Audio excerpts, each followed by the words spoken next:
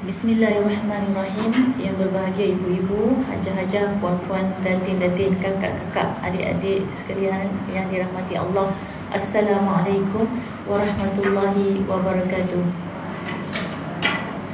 Selamat bertemu kembali dalam kuliah duha kita yang kesekian ratus kalinya. Alhamdulillah. Dan insya-Allah kita niat dan berdoa mudah-mudahan dapat terus istiqamah sehinggalah ke akhir hayat kita dan kita beroleh husnul khatimah yang diimpikan, seterusnya menikmati syurga ataupun taman-taman daripada taman syurga di alam barzah kelak. Baik, insya-Allah ni semua doa dan cita-cita kita. Dan untuk hari ini memang tajuk kita pun berkenaan dengan doa. Daripada noktah yang kelima,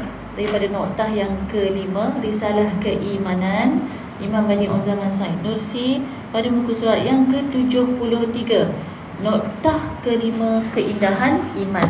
Ni ya bukunya. Okey. Noktah kelima, keindahan iman ialah iman adalah fitrah yang menatijahkan doa. Maksudnya, kalau kita seorang yang benar-benar beriman, akan menjadikan kita kembali kepada fitrah diri kejadian manusia itu yang pada asalnya sentiasa ingin dan perlu untuk berdoa. Itu fitrah asal kita. Dan saya nak ambil sedikit daripada apa yang sudah saya bentangkan pada minggu-minggu yang lepas. Bagaimana kita boleh memahami fitrah manusia itu sebenarnya berdoa, dan doa itu sebenarnya fitrah manusia. Dengan kita melihat seorang bayi, anak kecil yang tidak mampu mencapai hajat yang diinginkannya, apakah yang mereka lakukan? Menangis. Mereka akan merengek, mereka akan meminta. Dan bila mereka sudah boleh berbicara, mereka akan memujuk kita untuk mereka dapat mencapai hajat yang mereka inginkan, kerana tidak mungkin mereka dapat perolehi hajat itu tanpa bantuan kita, tanpa pertolongan kita. Dan kita faham, manusia itu kalau kita nak tengok fitrah dia adalah dengan melihat anak-anak. Sebab Nabi pun dah sebut, kullu mauludun yuladu alal fitrah. Semua anak-anak yang lahir ini, mereka lahir di muka bumi ini dalam fitrah asal mereka. Maka ibu bapa lah yang akan mengubah anak tu nanti daripada fitrah dia. Sama ada ibu bapa itu didik dia mengikuti landasan fitrah sebenar, mengikut Al-Quran dan As-Sunnah, ataupun mengubah suai mereka menjadi Yahudi, Nasrani atau Majusi. Jadi fitrah itu, perempuan, bukan setakat akidah sahaja, tetapi pada perbuatan mereka, pada af'al mereka, pada fi'il mereka. Kita nak tengok fitrah tu di mana? Tengoklah anak-anak. Jadi anak-anak yang kecil fitrahnya masih lagi suci. Daripada situ kita nampak bagaimana mereka itu sentiasa meminta untuk mendapatkan apa yang mereka inginkan, kerana mereka tidak mungkin dapat memperolehinya tanpa meminta. Jadi itulah fitrah manusia sehinggalah kita dewasa seperti ini.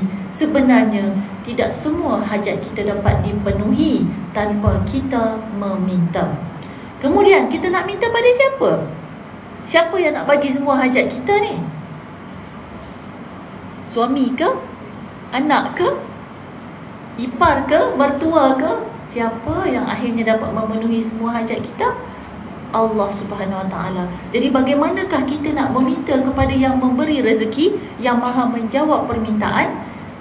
Bagaimanakah caranya kita nak meminta kepada Allah Subhanahu Wa Taala? Dengan berdoa. Jadi banyak perkara dalam hidup kita ini memang kita memerlukan Allah, kerana kita banyak permintaan, dan permintaan itu hanyalah boleh diperolehi melalui doa. Kemudian nanti ada persoalan pula, macam mana doa tak makbul Ustazah? Nanti kita tengok. Okey, insya-Allah. Kita baca dulu perenggan yang pertama. Doa merupakan perkara asas dan utama di dalam kehidupan manusia. Sebenarnya asas, sebenarnya utama. Setiap perkara, bila sebut asas dan utama, maknanya setiap perkara perlu dengan doa, perlu kepada doa. Ada tak dalam kehidupan seharian ini perkara yang kita buat yang tak ada doa? Ada tak? Ada tak? Cuba sebut satu je yang Nabi tak pernah ajar doanya. Kan kita tahu kan, hidup kita ni diatur dengan satu sistem. Sebab Islam ni cara hidup. Islam kan satu sistem cara hidup. Dia bukan setakat pegangan saya Islam, saya Muslim, bukan. Dia ada peraturan dan sistem dia, manhaj dia. Dan dalam hidup kita ini, manhaj kita ni penuh dengan doa. Pada setiap perbuatan kita diajarkan doa. Sekarang soalan saya, perempuan perasan tak ada satu benda atau dua benda dalam hidup kita ni yang tak payah doa? Ada tak sebenarnya? Ada tak? Tak ada kan?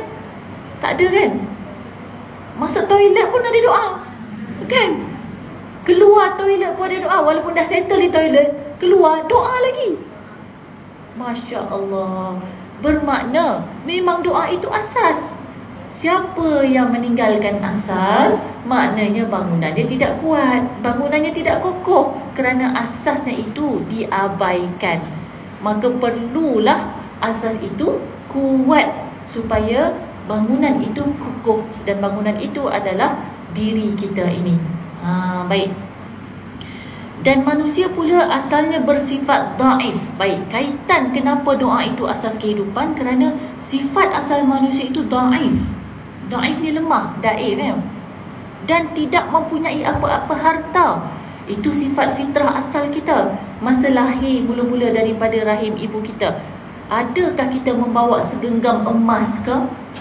Tak ada apa-apa langsung, walaupun seurat benang. Itu sebenarnya fitrah, kan? Jadi fitrah manusia yang serba tak ada apa-apa, serba daif pula tubuh badan dan fizikalnya, maka dia perlukan pertolongan, dia perlukan bantuan, perlukan sokongan. Dan itu datangnya dengan doa. Setiap manusia mempunyai keinginan yang tidak dapat dicapai dengan kudrat mereka sendiri. Okay, bila dia dah membesar, dia makin dewasa, dia ada keinginan-keinginan dia, dia ada hajat dia, ada hasrat dia.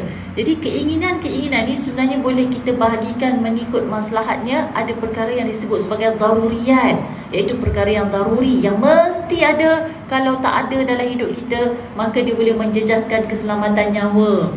Contohnya pakaian, makanan dan tempat tinggal. Itu pun sekadarnya, itu daruriyat. Tapi kalau tempat tinggal dah dibuat besar, contohnya kereta sampai 4-5 biji contohnya, itu dah bukan daruriyat, kan? Pakaian sampai 2-3 almari contohnya kan, kasut 2-3 rak, dah bukan daruriyat. Dia ada kategori je. Yang daruriyat ni yang betul-betul urgent, kan, daruriyat.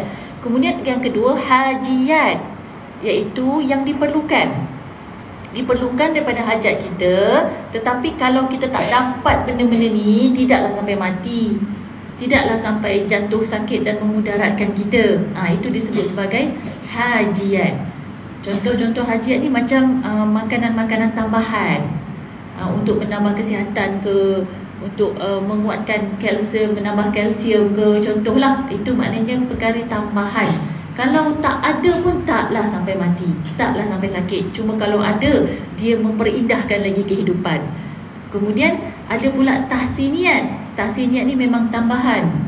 Dia memang just tu, bukannya sesuatu yang diperlukan, tetapi kalau dia ada, memang nikmatlah hidup tu semakin seronok. Contohnya langsir, kain langsir yang berwarna-warni. Dia kalau letak kain kosong macam tu pun dah okey dah, tu hajiat tu. Langsir ni perlu ni. Langsir perlu untuk tutup bahagian lelaki dengan perempuan, kan. Tetapi kalau dia jadi tahsiniat, dia akan jadi langsir warna-warni.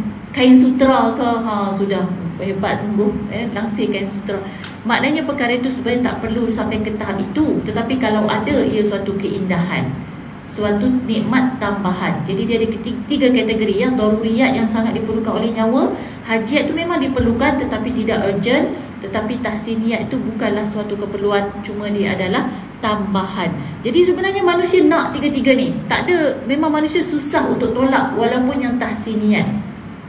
Kecuali dalam keadaan perang, macam di Gaza, dia kena terima lah. Takkan time-time perang itu nak fikir langsir, kan? Dia takkan fikir macam tu. Tetapi nak bagi faham bahawa manusia dia memang ada keinginan. Keinginan dia tu ingin dicapai. Dan sebenarnya dalam banyak keadaan kita pun sedar keinginan itu selalu, seringkali sukar untuk digapai, melainkan apabila kita telah bersandar dan meminta kepada Allah SWT. Ia suatu bentuk pujukan. Bila kita ingin sesuatu yang bukan daruriyat, kita teringin. Sebab itu fitrah manusia, kita berdoa pada Allah, minta pada Allah. Tak salah, memang tak salah. Ya, kita minta saja pada Allah. Allah tak ada larangan untuk meminta apa sahaja. Minta. Kemudian apabila kita beroleh apa yang kita minta, alhamdulillah, syukur, satu nikmat Allah. Tapi bila kita tak beroleh pun, bila kita dah biasa meminta dan kita berserah kepada Allah, tetap timbul satu kepuasan di dalam hati kita. Sebab kita tahu kita dah minta. Saya dah minta, saya dah doa, ya Allah, Engkau tahu ya Allah doaku ini. Namun andainya belum tercapai, tentu Engkau lebih mengetahui apakah yang terbaik di sebaliknya. Contoh, mungkin teringin nak pergi haji walaupun sakit lutut, sakit belakang, sakit belakang, teringin nak pergi haji lagi, contoh. Ataupun yang belum pernah pergi haji, nak pergi haji walaupun dengan segala kedaifan diri. Boleh tak kita minta pada Allah, ya Allah, anugerahkanlah aku rezeki untuk pergi haji? Boleh tak? Boleh kan? Tak ada larangan kan? Walaupun dengan segala-gala kesakitan, walaupun dengan kerusi roda sekalipun, mintalah kepada Allah. Apatah lagi jika itu adalah satu kewajipan, kalau tak pernah pergi lagi. Dengan duit mampu, mintalah kepada Allah. Maka sesungguhnya dengan meminta itu adalah suatu ketenangan dan rawatan bagi jiwa kita. Sebab tu kita kata fitrah kita yang asas tu mesti meminta kepada Allah. Saya sebut minta-minta ni sebab saya tak sebut doa, saya sebut minta. Sebab dalam doa tu maknanya kita meminta, dan dalam meminta tu adalah fitrah kita. Memang fitrah kita ini suka meminta. Cuma kita ada maruah, kita ada akhlak, kita ada adab, kita minta hanya kepada yang maha memberi, iaitu Allah Subhanahu wa ta'ala. Baik, contohnya, mereka menginginkan rezeki yang tidak putus hingga ke hari tua mereka. Ini satu contoh. Kalau kita kerja pun kita ada pencen, betul? Kalau kerja ada gaji, tapi lepas gaji dia pencen. Kalau berniaga ada keuntungan, tapi ada masa kita pun tahu akan sampai ke usia kita tak larat. Betul tak? Kita akan terfikir satu masa nanti, kalau aku dah tak larat macam mana ya? Rezekinya macam mana ya? Tapi kalau kita nak ke putus rezeki, tak nak juga. Kalau boleh, walaupun dah tak berdaya pun, kita nak rezeki itu tetap mengalir. Sedangkan mereka tahu mereka sudah tidak mempunyai tenaga untuk bekerja jika usia mereka sudah menjelang senja. Oleh itu, dalam keadaan yang daif dan fakir. Ni dia. Jadi bila berasa dalam keadaan macam mana nak kerja, daif ni, dah daif dah ni, kemudian dah tak ada gaji, tinggal pencen separuh, dah fakir dah ni. Fakir ni bukan miskin, maksudnya fakir ni memerlukan ya. Mereka perlu berdoa untuk meminta supaya segala hajat, keinginan mereka ditunaikan oleh Allah yang mempunyai kuasa ke atas segala kehidupan. Jadi bila dah sedar yang perkara ni, rezeki dah mungkin akan kelihatan seperti berkurangan kerana tinggal pencen saja, atau yang tak ada pencen lagi risau, tinggal KWSP sahaja, contoh ya, contoh. Ada kerisauan, siapa yang tak risau ya? Semua orang risau bab pencen nanti. Sebab itu kerana kerisauan rezeki inilah wujudnya juga syarikat-syarikat yang merancang pelaburan untuk hari tua. Kenapa mereka boleh wujud dan kenapa mereka dapat sambutan? Sebab adanya kerisauan bahawa nanti di hari tua dah tak ada pendapatan. Betul tak? Maknanya kerisauan ni valid. Dan kerisauan ini sebenarnya berdasarkan kepada kedaifan dan kefakiran fitrah manusia itu sendiri. Tapi di sini Imam Said Nursi dah jelaskan, perlulah berdoa. Berdoalah supaya rezeki itu murah. Dan itulah yang Nabi dah ajarkan kita. Banyak doa minta rezeki ni.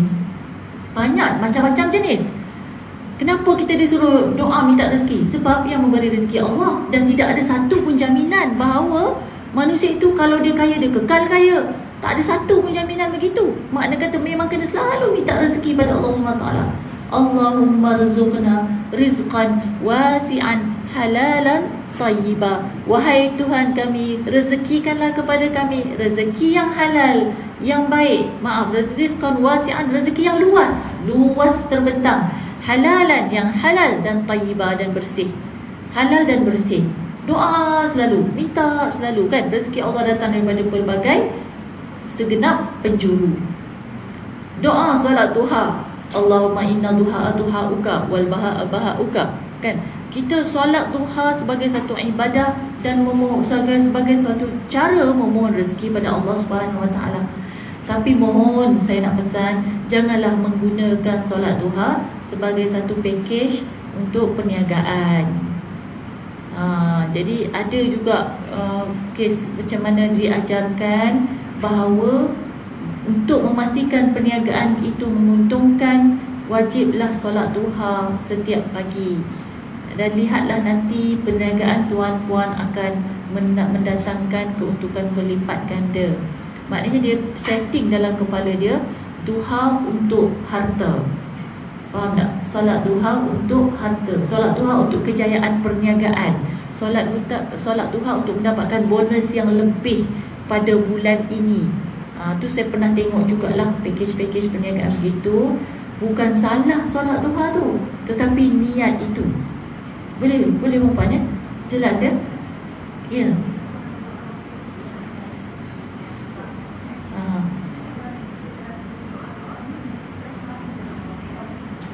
Okey, baik. Ada golongan yang sampai ke tahap keasyikan dalam ibadahnya, sampai dia merasa malu untuk meminta-minta kepada Allah atas banyaknya nikmat yang sudah Allah berikan. Maka itu adalah suatu nikmat ketenangan yang dia dah perolehi. Bagi dia dah tak berani dah, atau segan dah nak minta-minta lebih lagi, sebab dah cukup banyak yang Allah bagi. Dia nak ibadah saja. Okey, itu hati, suatu kenikmatan yang dah sampai ke hati dia. Cuma bagi orang yang dalam keadaan dia memang memerlukan kepada rezeki itu untuk membiayai sekolah anak ke, kan, membiayai cucunya ke. Jadi memang dia perlukan kepada pendapatan. Kepada siapa dia nak sandarkan? Pendapatan yang dia perlukan ni memang untuk kebaikan, bukan untuk dia tambah koleksi handbag, bukan untuk tambah koleksi kasut, bukan. Memang keperluan. Di situ dia bersandar dengan berdoa kepada Allah SWT. Dia percaya Allah itu Maha memberi rezeki. Mungkin rezeki itu tak datang dalam bentuk duit, tetapi datang dalam bentuk anak yang kita nak biayai itu tiba-tiba dimudahkan jalan, dapat beasiswa, kan? Walaupun tak sampai cash ke kita, tapi dia tu dapat free sekolah dia, contoh. Ataupun anak tu Allah bagi kecerdikan, sampaikan kita tak dapat diskaun, diskaun yuran ke. Rezeki tu sangat banyak, sangat luas ya, sangat luas. Tinggal lagi kita berdoa, dan bila kita dah tahu kita ni berdoa, dia akan datang kepuasan dalam hati kita. Kita sendiri boleh rasa, alhamdulillah, apa saja yang kau berikan ini ya Allah, alhamdulillahi ala kulli ni'matin, alhamdulillahi ala kulli halin wa fi kulli halin, kan? Alhamdulillah di atas segala hal, segala yang kau takdirkan ini, segala yang kau berikan ini, dan dalam segala hal yang telah kau berikan ini akan ada rasa satu kelegaan. Sebab kita tahu, saya dah doa tiap-tiap malam masa tahajud ni, saya dah usaha dah bertahun-tahun dah, ini yang Allah bagi mesti ni yang terbaik. Nampak kan? Nikmat tak berdoa? Nikmat. Alhamdulillah. Tengok anak-anak bila dia minta pada ibu bapa dia tu, ada juga sampai ke satu tahap kalau dia tak dapat juga, mungkin dia merajuk sekejap, tapi lepas tu dia redha juga. Tak adalah dia kata kalau macam ni saya keluarlah daripada rumah ni. Tak adalah, tak ada kan.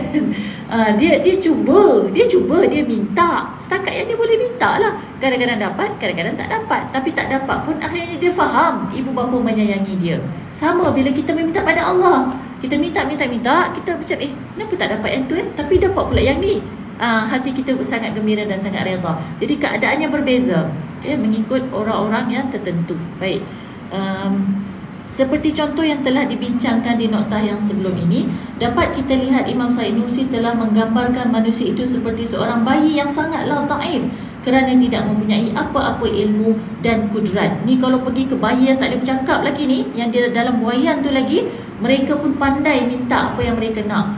Minta tukar pampers, dia menangis. Minta susu, dia menangis. Walaupun dia tak cakap susu, tapi kita boleh agak dia nak susu, kan? Walaupun pampers dia tu dia pun tak boleh cakap pampers dia tak boleh cakap, tapi dia boleh dapat capai hajat dia. Sila tukar pampers saya, sila tukar lampen saya. Dia capai hajat dia dengan cara apa? Dia berusaha. Dia tolong menangis dulu. Dia menangis lah untuk usaha dia tu, kan? Supaya kita datang, kita akan cek, betul tak? Kita cek kalau bagi susu dia tak nak, dia tak nak susu ni. Cek pampers dia, ada isi rupanya, betul tak? Maknanya, dan kalau yang tu semua tak ada apa-apa tapi menangis juga, kita ketuk perut dia. Bunyi angin, tong, masuk angin rupanya, dia sakit perut. Tercapai juga hajat dia. Kita pun sapulah minyak angin, Kan? Maknanya dhaif-dhaifnya bayi itu tetap tercapai hajat dia dengan cara meminta. Jadi kita yang dah besar ni, takkanlah kita malu nak meminta pada Allah. Kan? Sebab itu fitrah kita sebenarnya. Jadi janganlah ada sombong dalam diri sehingga tidak mahu berdoa. Dia tak mahu berdoa tapi dia berusaha sahaja. Dia kata jangan malas, kita kena berusaha, kena rajin. Betul, kita kena berusaha. Betul, kita tak boleh malas. Tapi jangan sombong, kita tetap kena berdoa.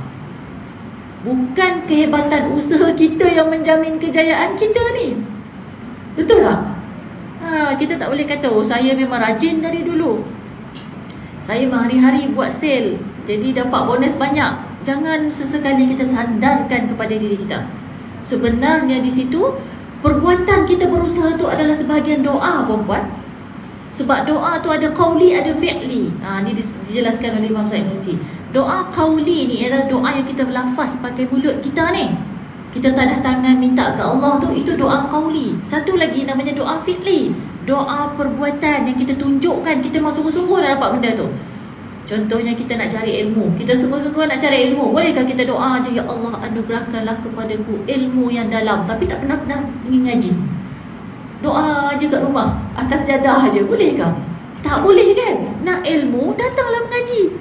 Tapi kalau kita nak ilmu tu berkat, jangan datang mengaji saja. Kan kita berdoa juga, ya Allah jadikanlah ilmu ini ilmu yang berkat. Sebab tu kita setiap kali lepas kelas kita akan doa. Doa tu mengandungi permintaan dan permohonan kepada Allah supaya pertemuan kita ini berkat dan berfaedah untuk iman kita. Maknanya dua-dua kena datang sekali, perempuan, ya. Doa fi'li dan juga doa qauli. Oleh yang demikian, mereka perlu berusaha untuk meminta dengan berdoa supaya apa yang dihajati mereka dapat dikabulkan. Doa itu sebaiknya sentiasa berterusan tanpa kita berputus asa. Sentiasa berterusan. Sehingga bila, Ustazah? Sehingga nyawa, selagi nyawa dikandung badan. Takkan berhenti doa kita. Jadi tak bolehlah dakwa bahawa dia dah sampai ke satu tahap wali, dah tak payah solat. Sampai ke satu tahap kekasih Allah, dah tak payah buat syariat. Kan ada dakwaan-dakwaan begitu. Tak ada, mana ada. Nabi pun sampai akhir hayatnya dipapah untuk solat, tapi tetap tak meninggalkan solat. Jadi ni kena faham lah ni, kenapa muncul ajaran sesat yang pelik-pelik tu. Sebab dia punya asas tu tak jelas. Dan kita di sini kita jelas, ya. Doa ni asas hidup kita. Nanti kita akan tengok kaitan doa dengan solat juga. Kita pergi dulu perengan yang kedua, muka surat 73. Said Nursi memberikan pencerahan yang menarik tentang konsep doa dan kemakbulannya. Doa umat Islam akan disambut dengan dua cara. Yang pertama, dengan menerima atau memakbulkan doa tersebut secara terus. Maknanya apa yang orang tu minta, yang itu Allah bagi. Atau yang kedua, dengan memberi jawapan atas doa yang dipohon. Maknanya orang tu minta, tapi dia tak dapat benda tu, tapi doa itu dijawab oleh Allah Subhanahu wa Ta'ala. Apa maksud dia? Kita tengok muka surat 74. Barisan yang kedua, memberi jawapan dan menerima jawapan itu merupakan dua perkara yang berbeza. Contohnya, apabila seorang kanak-kanak pergi ke klinik untuk meminta satu ubat spesifik bagi merawat sakitnya, namun doktor yang bertugas sebaliknya telah memberikan ubat yang berbeza mengikut keadaan kanak-kanak tersebut. Sebenarnya anak ni sakit, dia minta ubat, tapi doktor tu cek dia, tengok bukan, tak sesuai ubat yang dia minta ni. Kan? Jadi doktor tak bagilah ubat yang dia minta. Dia sakit, dia minta sejenis ubat, doktor takkan terus bagi, betul tak? Doktor mesti cek dulu, itu memang ilmu kepakaran dia. Dia cek dulu. Lepas dia cek, dia diagnose, dia tengok, oh ini tak sesuai dengan ubat yang dia minta ni, kena bagi ubat lain. Contoh ini menggambarkan bahawa orang yang lebih mengetahui itu lebih arif akan sakit yang dihidapi oleh pesakitnya. Lalu dia memberikan ubat yang lebih sesuai supaya pesakitnya lebih cepat sembuh. Jadi begitulah juga Allah Subhanahu wa Ta'ala. Allah lebih mengetahui keadaan kita. Walaupun kita sangka kita ni kenal diri kita, kita dah pakai badan kita ni berapa lama dah ni. Mungkin ada yang dah 70 tahun kan, ada yang 60 tahun. Berapa tahun? 80. Allahu Akbar, Masya Allah puan. Alhamdulillah. Alhamdulillah, Allah berikan rezeki, umur yang panjang dan berkat, insya Allah. Masya Allah. Tapi sebenarnya Puan, betul ke 80 tahun Puan sangat-sangat kenal dengan keperluan tubuh badan Puan, zahir dan batin? Atau masih ada juga yang rasa-rasa macam tak tahu juga? Kan? Tak tahu juga kan? Ada yang kita rasa macam tak pasti dia apa sebenarnya, tapi ada yang lebih tahu dan maha mengetahui, iaitu Allah Subhanahu wa ta'ala. Jadi kalau kita serahkan urusan itu kepada Allah, kita akan lebih tenang. Sebab kita percaya Allah lebih arif, huwal alim, dan dialah yang maha mengetahui. Maka dialah juga yang akan menentukan yang terbaik. Cukup bagi kita berusaha sebagai doa fi'li kita. Jangan lupa ni doa dua jenis ya. Kita usaha sebagai doa fi'li, tapi mesti ada doa qaulinya, doa secara lafaznya, secara lisannya. Kita minta pada Allah SWT. Allah memang jawab, tapi jawapan itu tak semestinya sesuai dengan apa yang kita hasratkan. Sebab Allah lebih tahu mana yang lebih baik. Macamlah kes doktor tadi. Anak ni tadi mungkin dia rasa dia demam saja, dia minta ubat demam. Tapi bila doktor tengok, oh ada virus, kenalah bagi antiviral. Kan? Kena test dulu hidung dia, takut ada virus. Sekarang ni banyak sangat COVID, datang balik COVID apa semua tu. Kena test. Sakit tak test COVID ni? Sakit kan? Siapa suka? Tak ada siapa suka. Tapi doktor kata kena test juga. Alamak, macam mana? Doktor lebih tahu. Maka test lah, rupa-rupanya betul. Contohnya kan, jadi bila dah tahu sakit lain, doktor akan bagi ubat lain. Ubat demam saja tak cukup, terpaksa makan lebih. Tapi sesungguhnya doktor lebih tahu. Samalah kita berdoa pada Allah. Kita minta A, B, C, tiba-tiba Allah bagi D, E, F. Kan? Adakah kita akan soal balik, ya Allah, bukankah aku minta A, B, C, kenapa engkau bagi D, E, F ya Allah? Kalau kita ada iktiqad begini, kita jelas bahawa kita dah cuba, kita dah berusaha, kita dah doa. Doa dengan lafaz ini, Allah dah jawab. Allah jawab, Allah tak bagi ABC tu, Allah tak bagi DEF, tentu itu lebih baik di sisi Allah Subhanahu Taala. Betul? Jelas ya? Contoh mudah apa ya? Kita harap nak beli tudung Aryani. Pergi-pergi dapat apa? Khadijah. Apalah contoh yang mudahnya macam tu lah ya. Contoh memang dari rumah setting nak beli tudung ni, tiba-tiba sampai mall tak jumpa yang berkenan, akhirnya beli tudung lain. Tapi frust sikit, alah kenapa lah tak dapat yang ni. Dah itu yang Allah rezekikan untuk kita. Nampak kan? Dan itulah yang terbaik sebenarnya di sisi Allah Subhanahu wa ta'ala. Maka itu jugalah yang terbaik untuk kita. Kita akan rasa lega bila kita fikir macam tu. Okay? Baik, InsyaAllah, insyaAllah. Tu setting tu semua tu, setting. Urusan anak, urusan menantu, kita mesti ada cita-cita kita. Semua ibu-ibu ada cita-cita nak menantu macam mana kan. Tapi yang datang akhirnya mungkin tidak sama dengan yang kita hajatkan. Terutama ibu-ibu mertua lah ni. Ni nasihat untuk diri sendiri sebenarnya. Jadi untuk diri saya sendiri juga, sampai kena betulkan berkali-kali suami saya betulkan. Bukan kita yang menentukan jodoh ni, Allah SWT. Tapi dalam kepala ni adalah setting dia nak macam ni. Itu sebenarnya banyakkan lagi berdoa ya. Ini saya pun cakap ni untuk didik hati saya sendiri. Kena doa dan berserah diri pada Allah SWT. Harapkan dapat yang terbaik, InsyaAllah ya. Baik. Seterusnya, fitrah itu adalah sesuatu yang bersifat semula jadi yang wujud di dalam diri manusia. Contoh fitrah yang ada di dalam diri manusia adalah rasa lapar setelah berpenat lelah mencari rezeki, atau rasa sedih apabila mendengar khabar duka. Betul ya? Ini semua fitrah ya. Selain itu, perasaan gembira juga merupakan satu fitrah yang mana sejak azali sudah wujud di dalam diri manusia. Begitu juga dengan keimanan. Jadi kebanyakan orang dia tahu fitrah dia lapar bila dia tak makan, sedih, gembira. Tetapi ada satu lagi fitrah yang sering kali diabaikan, sebenarnya iman. Iman tu sebenarnya fitrah manusia juga ya. Iman merupakan fitrah di mana manusia akan merasa dirinya beriman kepada penciptanya, dan fitrah mempercayai bahawa dia berpegang dengan suatu agama. Fitrah ini sudah ada sejak dari alam roh, ketika semua manusia berikrar di hadapan Allah bahawa dialah Rabb, iaitu Tuhan sekalian alam. Tetapi manusia dengan proses dia membesar itulah menyebabkan kadang-kadang terhakis fitrah iman itu daripada dirinya.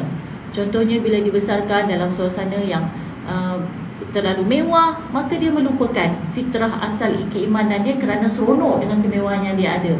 Atau terlalu glamorous, ya, keluar membesar dalam suasana glamour, maka dia lupa diri bahawa dia sebenarnya ada iman pada Allah SWT. Tapi kalau kita tengok balik, ya, rupa-rupanya Allah dah sebut dalam Al-Quran muka surat 75, wa idh akhadha rabbuka min bani adama min zuhurihim dhurriyyatahum wa ashhadahum ala anfusihim alastu bi rabbikum. Dan ingatlah wahai Muhammad ketika Tuhanmu mengeluarkan zuriat anak-anak Adam turun-temurun dari tulang belakang mereka, dan ia jadikan mereka saksi terhadap diri mereka sendiri. Maksudnya ini adalah ketika di alam roh, Allah SWT dah sediakan semua roh di sana, kan?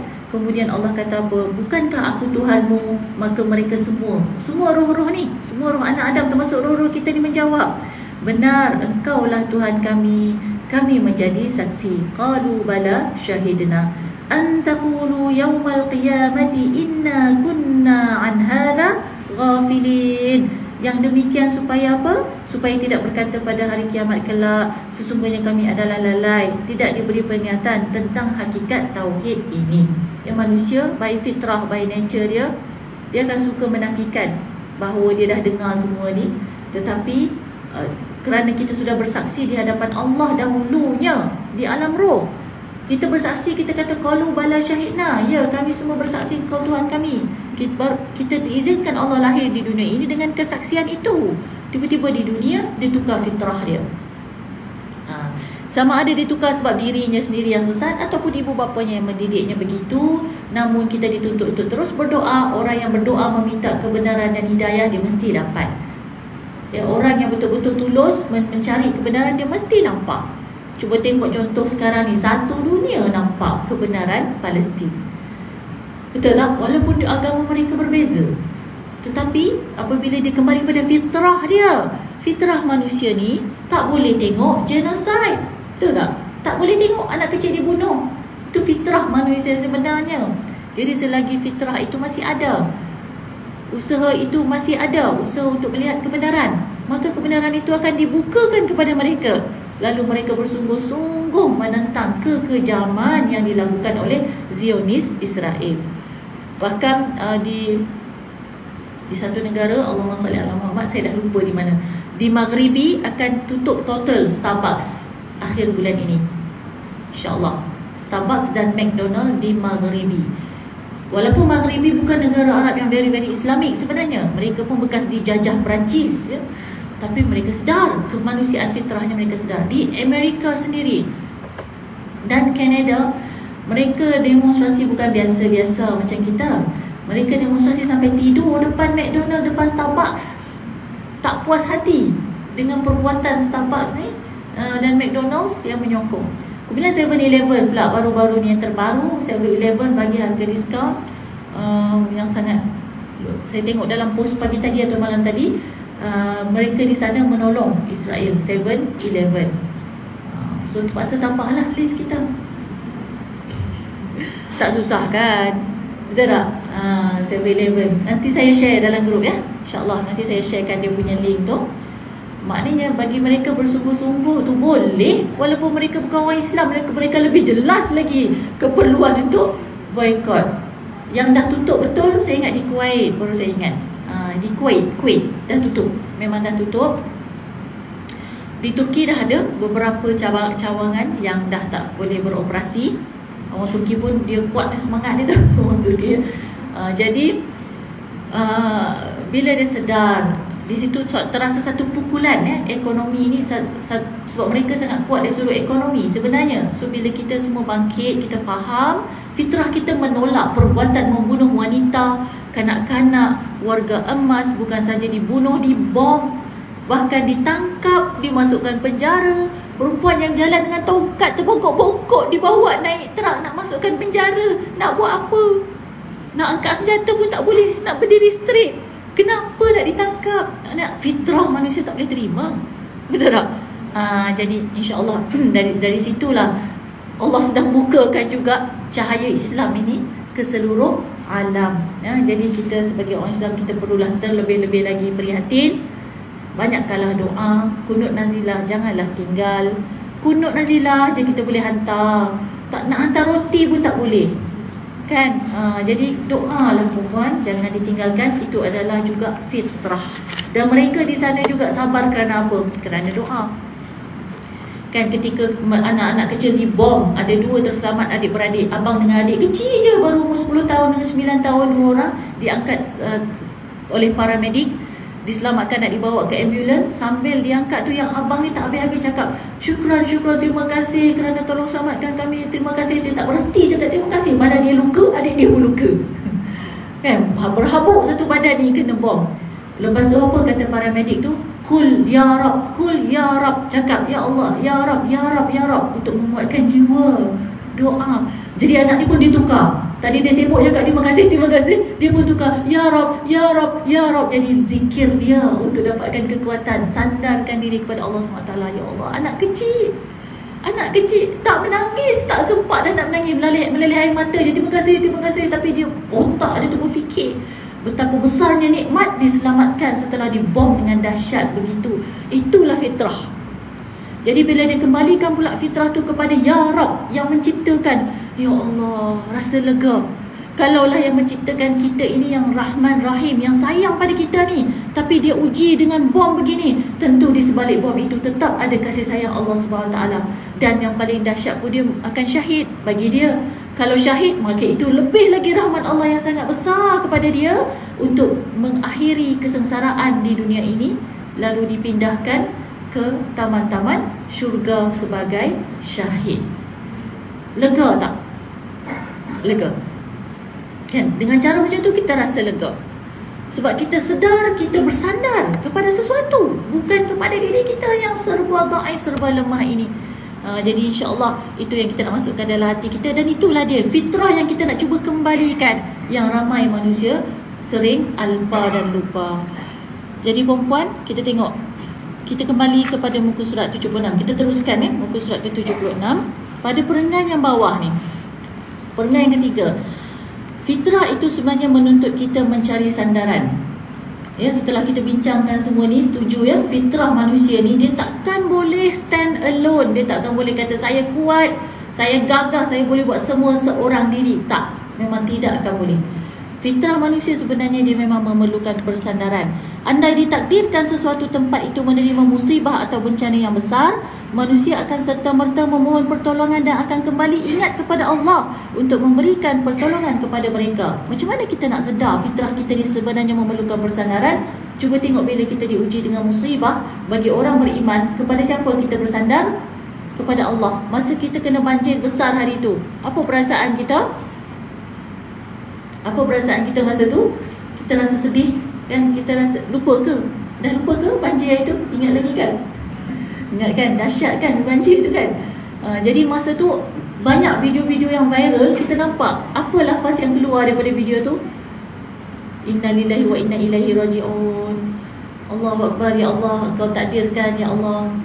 Begini kan, nampak lafaz tu dia keluar tu automatik. Bila ada musibah, automatik mesti kita nak cari tempat untuk kita bersandar. Kita tak sebut pun nama raja ke, nama menteri besar ke, kita tak sebut. Kita memang sebut yang paling kita hajati dengan secara maknawi dan secara naturalnya. Kita rasa itu yang paling kuat sekali, iaitu sebut nama Allah Subhanahu Wa Taala. Tengok juga video-video tsunami dulu, sambil lari dikejar dengan ombak panas, berlumpur, apa lafaz dekat lisan dia? Allahu Akbar, kan? Allahu Akbar, ya Allah, Allahu Akbar, Allahu Akbar, sambil lari. Itu fitrah. Fitrah kita bila menerima musibah. Jadi itu adalah tanda bahawa persandaran itu memberikan kita kekuatan. Kalau tak ada persandaran tu, nak sebut apa dekat mulut ni? Aduhai mak, alahai umak bocor, apa semua. Apa yang nak sebut? Nikmat ke sebut perkataan tu? Tak sebut, tak nikmat, tak cukup. Dia menambahkan lagi kesedihan. Tapi bila kita bersandar kepada Allah, dia memberikan kita ketenangan. Dan dalam keadaan kita melihat suasana di Gaza ni, yang paling boleh memberikan ketenangan ialah hasbunallah wa ni'mal wakil. Sebab kita ni rasa ketal lutut tengok ni, ya Allah, apa yang aku boleh buat ni, tapi tak boleh buat apa-apa. Maka selain pada doa dan bersandar kepada Allah, hasbunallah wa ni'mal wakil. Puan-puan bacalah banyak-banyak. Niat itu untuk diri kita yang mengangkat kesedihan kita. Dan kita doakan juga semoga hasbunallah wa ni'mal wakil ini sampai juga untuk mereka, supaya jiwa-jiwa mereka juga kuat dan bersandar pada Allah Subhanahu Wa Taala. Begitu juga satu musibah ya perempuan lagi, bila kita boleh nampak fitrah bersandar kepada Allah ni adalah bila ditimpa kesakitan, maka mereka akan bersegera ke pusat rawatan sambil meminta kepada Allah di dalam hati supaya dihindarkan daripada sakit yang kronik. Kalau sakit pun, sakit yang teramat sangat sampai terpaksa dibawa ke pusat rawatan, naik ambulan ke, pergi hospital ke, dalam keadaan yang sakit teramat sangat, kita akan ingat mati, kita akan risau. Maka di situ bersandar kepada Allah, ya Allah, janganlah Engkau takdirkan yang bahaya untuk kami, tetapkanlah yang terbaik untuk kami. Betul tak? Bila kita bersandar begitu, ada rasa lega tak? Ada rasa lega. Dan insya-Allah dengan persandaran macam tu, persandaran demikian, kita harapkan kebaikan. Kadang-kadang keajaiban pun boleh berlaku. Walaupun dengan penyakit yang sangat kronik, bila Allah berkehendakkan kesembuhan, maka akan beroleh kesembuhan itu. Dan tiada yang menghairankan kerana itu adalah dalam kuasa Allah Subhanahu wa taala. Tapi kalau Allah takdirkan kronik juga, macam mana? Dah doa dah tadi on the way. Bila macam sakit ni, ya Allah janganlah Engkau timpakan sesuatu yang berat buatku, kan? Kita dah doa dah ni. Sampai doktor cek MRI ke CT scan ke, rupanya ada penyakit kronik yang mengejutkan kita. Contoh ya. Apa yang patut kita lakukan?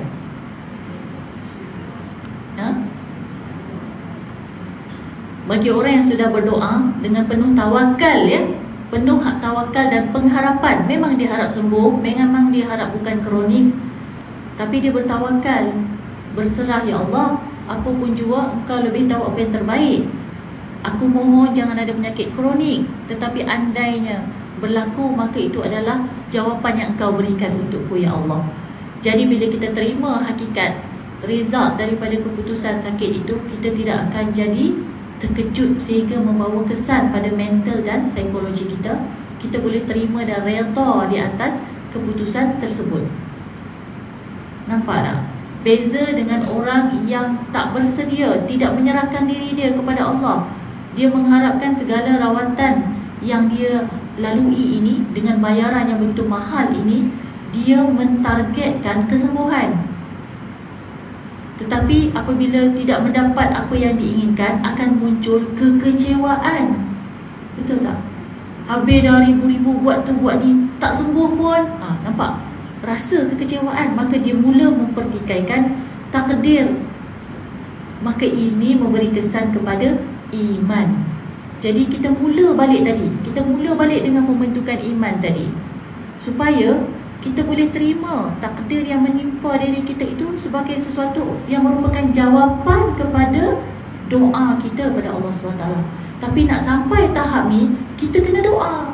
Bila kita tahu kita dah doa, kita puas hati, saya dah doa dah. Saya dah doa, Alhamdulillah, saya lega sebab saya dah usaha. Dan ini yang Allah takdirkan untuk saya. Maka kita redha. Tapi kalau orang yang tidak pernah berdoa, tiba-tiba ditimpa dengan kesakitan dan musibah itu, di situ selalunya dia sukar menerima hakikat. Nampak? Ataupun dia berdoa, tetapi dia meletakkan suatu ketetapan bahawa doa saya ni, ya Allah tolong makbulkan. Dia pula yang suruh Allah makbulkan doa dia. Macam dia seperti menyuruh, bukan meminta. Kita minta, kita boleh jamin ke orang akan bagi? Tak boleh jamin, betul. Tetapi bila kita mengarahkan atau kita menyuruh, memang kita harap orang ikut. Betul, beza kan? Memerintah, menyuruh, mengarah dengan meminta. Jadi konsep doa ni perempuan ialah meminta. Dan kita sedang meminta kepada yang terbaik, iaitu Allah. Maka semua yang dijawab oleh Allah itu adalah yang terbaik. Dengan cara macam tu kita selalu boleh pujuk hati kita, insya-Allah. Ya, baik. Seterusnya, muka surat 77, dalam risalah Iman dan Salat, Badi'u Zaman Sa'id Nursi mengaitkan fitrah manusia yang serba dhaif, lemah dan fakir, serta keperluannya untuk bersandar kepada kekuatan yang dapat memenuhi segala keperluan hidupnya. Baik, mungkin ada yang tanya, Ustazah, macam mana kita nak wujudkan perasaan bahawa sebenarnya kita ni memang hanya meminta, kita tak ada hak nak demand daripada Allah SWT, tapi kita memang disuruh untuk mengharap dan merayu kepada Allah SWT. Macam mana cara nak setting benda tu? Sebenarnya kaedah tu balik semula kepada kaedah asas pembentukan diri kita yang kita dah belajar sebelum-sebelum ni ya perempuan, iaitu menyedari fitrah kita dhaif. Kena akui kita dhaif ya. Yang kedua, lemah. Kita kena akui, walaupun mungkin ada perempuan yang hebat, boleh masak kenduri seorang-seorang ke, rasa kuat badan dia ke, tapi at the end of the day kena ngaku juga tetap ada bahagian-bahagian kita lemah. Yang ketiga, kita kena akui kita ni fakir. Fakir ni memerlukan ya, kita sentiasa memerlukan yang selain daripada diri kita. Tak ada orang boleh hidup sendiri. Kalau dia boleh hidup sendiri ya, contoh Nabi Adam AS ketika diturunkan ke bumi ni pun sedih juga seorang-seorang kan? Padahal beliau seorang Nabi kan? Baginda seorang Nabi. Maknanya pada fitrah manusia mesti memerlukan pasangan ataupun orang selain daripada dirinya untuk membantu dia. Dan tentulah fitrah kita ini, kefakiran kita ini, yang paling dapat memuaskan kita dan menenangkan dan memberikan keperluan yang mencukupi hanyalah Allah Subhanahu Wa Taala. Maksud saya cukup tu bukan cukup semua yang kita minta kita dapat, tetapi hati kita itu berasa cukup. Nampak? Sebab kalau tidak, hati itu sentiasa fakir, sentiasa nak dan minta lagi. Dah dapat pun nak lagi. Ya Puan, silakan. Saya tak dapat dengar. Nanti boleh tolong sampaikan ke saya.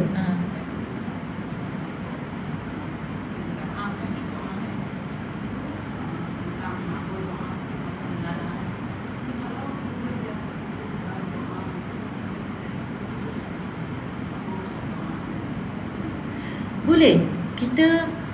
Kita minta pada Allah, ya Allah makbulkanlah doa ini. Istajib du'aana ya Allah. Sebenarnya dalam bahasa Arabnya istajib du'aana tu jawablah doa kami. Nampak? Ya Allah jawablah doa kami. Kemudian dalam Al-Quran, ud'uni astajib lakum. Berdoalah kepadaku, aku jawab doa kalian. Kan? Wa idza sa'alaka 'ibadi 'anni fa inni qarib ujibu da'watad da'i idza da'an. Apabila hamba-Ku wa idza sa'alaka 'ibadi 'anni fa inni qarib, jika mereka bertanya kepadamu wahai Muhammad tentang aku, beritahulah aku itu dekat, aku sangat dekat. Apabila mereka berdoa, aku jawab. Maknanya Allah jamin, Allah jawab doa tu beberapa kali dalam Al-Quran. Sebenarnya ada beza jawab dengan makbul tu tadi. Allah terima doa itu, sebenarnya Allah terima. Allah jawab, Allah jawab. Sebab tu kita sebut tadi, memberi jawapan dan menerima jawapan itu merupakan dua perkara berbeza. Allah jawab, tetapi sama ada jawapan itu sama seperti yang kita minta ataupun lebih baik daripada yang kita minta. Dan jaminannya ialah semua yang Allah berikan itu adalah yang terbaik. Walaupun pada zahir mata kita kadang kita rasa macam ini ke yang terbaik? Kan? Betul ke ini yang terbaik? Rasanya itu saya minta lebih baik daripada yang saya dapat ni, contoh. Tapi Allah lebih mengetahui. Rupa-rupanya yang Allah berikan dan Allah jawab ni, itu sebenarnya lebih baik untuk kita, meskipun pada zahirnya kita melihat itu bukan yang terbaik dan bukan yang kita minta. So dalam bahasa Melayu kita kata makbulkanlah doaku. Saya tak pasti ya, ada tak bahasa Arabnya? Ada taqabbalallahu minkum.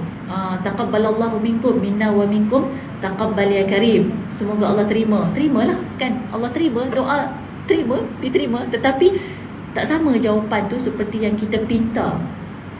Mudah kan? Contohnya apa yang nak saya bagi contoh lain? Macam saya rasa paling mudah tu bila kita berhajatkan sesuatu, tetapi yang kita dapat tak sama dengan yang kita harapkan.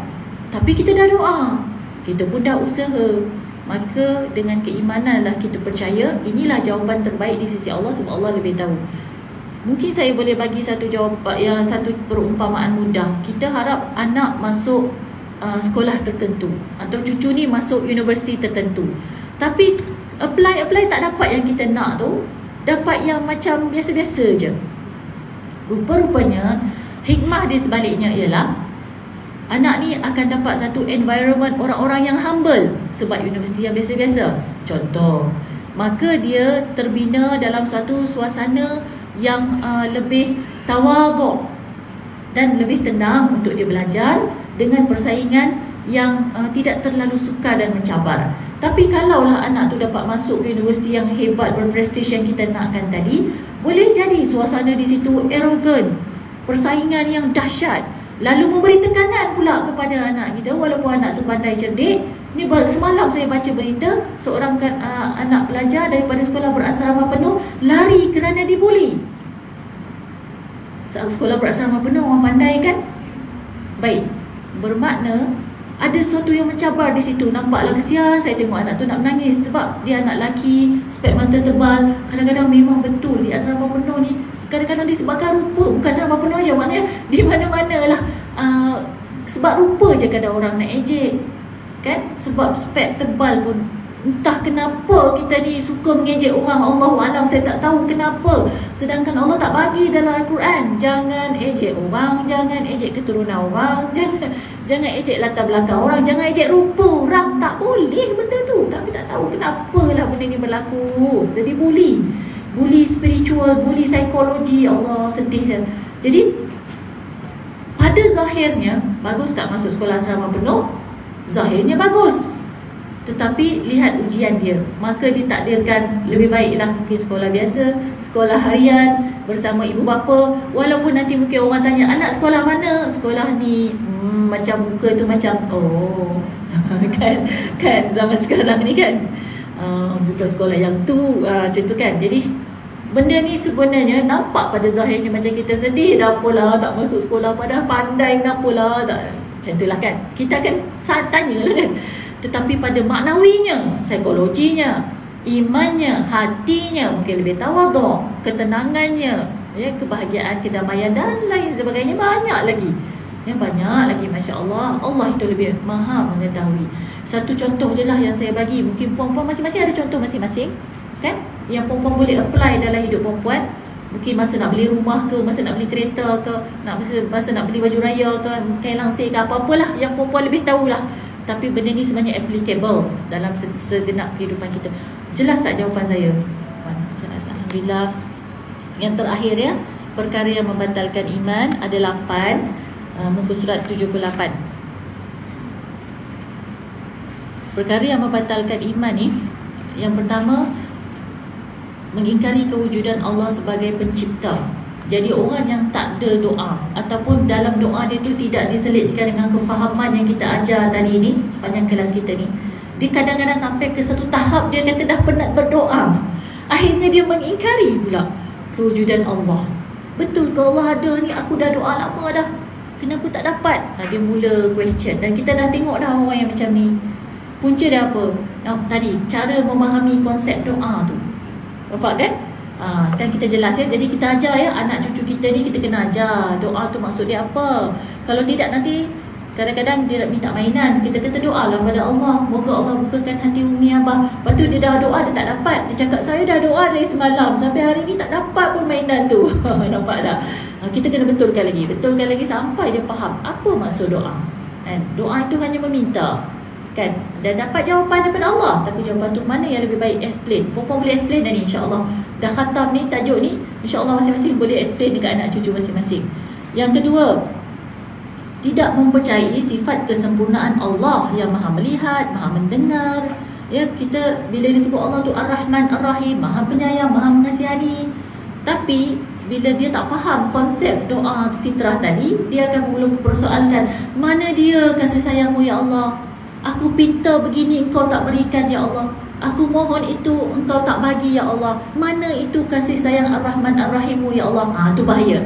Itu bahaya. Itu perkara yang boleh membatalkan iman. Tetapi kita tengok orang jadi macam ni sebab apa? Sebab dia tak faham tadi tentang fitrah doa. Nampak tak? Okey, yang ketiga, bahayanya apa kalau tak faham? Ialah apabila dia beriktikad dan yakin bahawa sebenarnya ada kuasa lain yang lebih layak memerintah seluruh alam semesta selain Allah Subhanahu Wa Taala. Ya, contoh dalam komunisme, dalam komunis mereka diajarkan, cuba kamu minta Tuhanmu itu, sebab dia tak percaya Tuhan kan, dia tak bagi percaya kepada Tuhan. Dia orang dicabar, ni memang cerita benar. Orang-orang yang berada di negara komunis ni, dia share balik dalam kelas doktrin komunisme tu macam mana dicabar. Minta pada Tuhanmu apa yang kamu nak sekarang. Lepas tu dia suruh murid-murid doa, minta apa yang nak, dia pun doa. Bila dia doa, dapat ke on the spot? Memanglah tak dapat on the spot kan. Lepas tu dia, cikgu akan kata balik, tengok tu, dapat ke kamu apa yang kamu minta? Tak dapat kan? God does not exist. Tuhan tak ada. Itu doktrin dia yang asas lah di peringkat sekolah rendah. Nah, ini membatalkan iman. Sebab tadi tak faham apa maksud doa. Kan? Doa ni bukan kita arahkan servant datang bawa apa yang kita nak. Bukan. Itu syurga namanya. Kan? Doa ni kita meminta dan bersandar kepada Allah. Okey, baik. Yang keempat pula, peringkat yang bawah, yang kedua ya. Perkara keempat yang boleh membatalkan iman ialah apabila mengingkari kebenaran tentang kenabian dan kerasulan para nabi, sedangkan sudah termaktub di dalam Al-Quran. Yang ini dia adalah leretan-leretan daripada kelemahan iman. Bila mana dia mula mempersoalkan nabi itu manusia, manusia boleh melakukan kesilapan. Bermakna hadis-hadis ni yang datangnya daripada seorang manusia ini boleh saja ada kesilapan. Nampak tak? Jadi dia dah mula mempersoal Nabi. Mulalah dia juga akan timbul keraguan kepada ajaran yang dibawa oleh Nabi. Itu boleh membatalkan iman. Kita kalau fikir macam tu, kita nak doa macam mana? Sebab doa Nabi yang ajar. Memang ada doa dalam Al-Quran juga ada kan? Tapi yang ajarkan itu sebagai doa pun Nabi juga. Yang keluarkan doa-doa tu jadi doa. Macam Ayatul Kursi kan doa kan? Nabi. Siapa yang ajar? Daripada hadis Nabi juga kan? Jadi semua ni adalah daripada laluan Nabi. Solat, kita solat macam mana? Siapa yang ajar? Nabi. Dalam Al-Quran suruh solat, wa aqimus salat, dan dirikanlah solat. Macam mana nak solat? Nabi yang suruh. Dia kata sallu kama ra'aitumuni usalli. Solatlah kalian sebagaimana kalian melihat aku solat. Habis kalau tak nak tengok hadis Nabi, tak nak tengok contoh sunnah Nabi solat, kita nak solat cara apa? Ada ke dalam Al-Quran? Pertama niat, kedua takbiratul ihram. Ada ke? Tak ada. Dia kita rujuk pada hadis Nabi. Jadi ni pun kena hati-hati juga. Sebab zaman sekarang ni dah ada idea-idea macam ni, terutama masuk melalui media-media sosial. Anak-anak muda pun ada yang berfikir begini juga. Okey, baik. Yang kelima, yang boleh membatalkan lagi ialah apabila meragui perkara-perkara gaib yang dinyatakan di dalam Al-Quran. Al-Quran sebut malaikat dan Al-Quran sebut jin, syaitan, semua disebut dalam Al-Quran. Semua tu gaib, tak nampak. Tetapi ada ke tak ada? Ada. Jadi bila dia mula menafikan benda-benda yang gaib ni, dia akan jadi materialism. Dia fokus kepada yang empiricism sahaja, empirical sahaja, yang dia nampak je, yang dia boleh pegang je. Orang-orang yang bersandarkan kepada sensorial sahaja, sense dia sahaja, 5 senses tu. Yang mana yang 5 panca indera tak boleh capai, dia kata tak ada. Itu pun bahaya juga. Okey. Yang ke-6, boleh membatalkan iman apabila menuturkan perkara-perkara yang mengandungi kekufuran. Di muka surat 79 ya, perenggan atas kali tu. Menuturkan perkara yang mengandungi kekufuran dan penafian akidah terhadap Islam walaupun dengan niat untuk bergurau. So jangan main-main buat lakon ke dalam drama, perkara-perkara, perkataan-perkataan ya yang menunjukkan penafian diri. Jangan main-main. Takut tengah-tengah berlakon tu Allah, malaikat maut datang. Macam mana nak adjust balik tu lakonan tu? Kan? Bahaya kan? Berlakon sembah berhala, tiba-tiba malaikat maut datang. Ya Allah, tengah sembah berhala pula dah. Walaupun berlakon. Dan biarlah kita nikmati dalam keadaan syahid ya, insya-Allah. Yang ketujuh, peringkat bawahnya, iaitu apabila perbuatan seperti menyembah berhala. Ni baru saya sebut tadi. Perbuatan seperti menyembah berhala atau itu sudah bermaksud bahawa seseorang itu meyakini bahawa berhala atau setiap apa yang disembahnya itu mampu menolongnya dikala dia berada dalam musibah. Dia pergi kuil, sembah patung, sembah Tuhan lain ke, nak testing ke kan, nak tengok dapat ke tak. Ada berlaku juga ni student-student muda-muda yang bukan di Malaysia, ada di sebuah negara tu, berlaku macam tu. Dia nak cuba. So dia pergilah bakar apa tu, corot apa benda tu, saya tak tahu namanya tu. Kemudian buat ritual tu, kemudian buat jaga doa apa-apa, nak testing saja. Tapi itu sebenarnya perkara-perkara yang boleh membatalkan iman juga. Kenapa boleh testing begitu? Bukan kita dah ada Allah Subhanahu Wa Taala Jadi yang terakhir, yang ke-8 ialah apabila membesarkan upacara-upacara agama lain, mengagungkan upacara agama lain. Kita hormat agama lain nak berupacara, itu adalah hak mereka. Maknanya itu adalah kebebasan mereka selagi tidak mengganggu agama kita. Tetapi jangan sampai kita mengagungkan agama mereka dan upacara tersebut. Kita kata inilah upacara yang paling hebat dan bermakna di zaman ini. Jangan mengagungkan. Itu boleh membatalkan iman. Sebab sepatutnya kita kasihan melihat mereka melakukan upacara yang sesat. Ya, di sisi kita, kita tahu itu salah. Tapi mereka tidak tahu. Kita perlu ada simpati, perlu ada rasa ingin berdakwah kepada mereka, mengajak mereka bersama dengan kita. Tapi jangan sampai ada rasa dan perbuatan mengagungkan lagi upacara mereka. Sebab itu boleh membatalkan iman. Ingat ya, saya kata mengagungkan. Kita boleh hormat mereka, biarkan saja mereka, kita takkan kacau. Cuma jangan kita agungkan. Best dia buat macam tu. Kalau lah kita boleh buat macam tu, jangan ada begitu. Ya, jadi kesan ketiadaan iman ini ialah manusia tidak akan takut untuk melakukan dosa. Kita habiskan sikit muka surat 80. Tidak dapat dinafikan bahawa kesan utama daripada tidak beriman ialah kufur. Dia menolak dalil, dia akan melakukan perkara yang melanggar nas-nas Al-Quran. Ataupun dia sanggup juga kufur itu berada dalam hati dia, berkata-kata dalam hati dia yang menandakan kekufuran dia kepada Allah. Dan Allah dah bagi peringatan pada golongan begini. Surah Al-Baqarah ayat 8 hingga 9. Wa minan nasi may yaqulu amanna billahi wa bil yaumil akhir wa ma hum bimu'minin. Ada di kalangan manusia itu yang mengaku mereka beriman kepada Allah dan kepada hari akhirat, tetapi hati mereka sebenarnya tidak beriman. Yukhadi'una Allah walladina amanu wa ma yakhda'una illa anfusahum wa ma yash'urun. Mereka sebenarnya telah membohongi Allah. Mereka juga membohongi orang-orang beriman. Sebab dia mengaku depan orang beriman, dia orang beriman, sebenarnya dalam hati dia tidak. Dan mereka sebenarnya perempuan telah membohongi diri mereka sendiri, sedangkan mereka tidak rasa dan tidak perasan bahawa sebenarnya mereka menipu diri mereka sendiri. Jadi kesimpulannya, iman kita ni mestilah dituruti dengan amal soleh. Surat 81. Pembuktian iman itu adalah pada amal soleh, dengan lisannya, dengan perbuatannya, bermula dengan hatinya.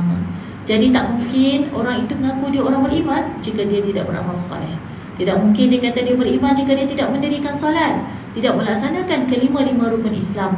Sebenarnya lima-lima rukun Islam adalah cerminan daripada keimanan dirinya. Jadi orang yang hanya melakukan rukun Islam tanpa keimanan, maka di situ kita bimbang berlakunya kegoyahan kerana asasnya itu tidak kukuh. Asas itu adalah iman. Mengukuhkan iman tadi adalah dengan mengembalikan diri kepada fitrah dan berdoa kepada Allah Subhanahu wa ta'ala. Jadi teruskanlah kita berdoa sehinggalah ke akhir hayat kita, sehinggalah ke nafas yang terakhir kita.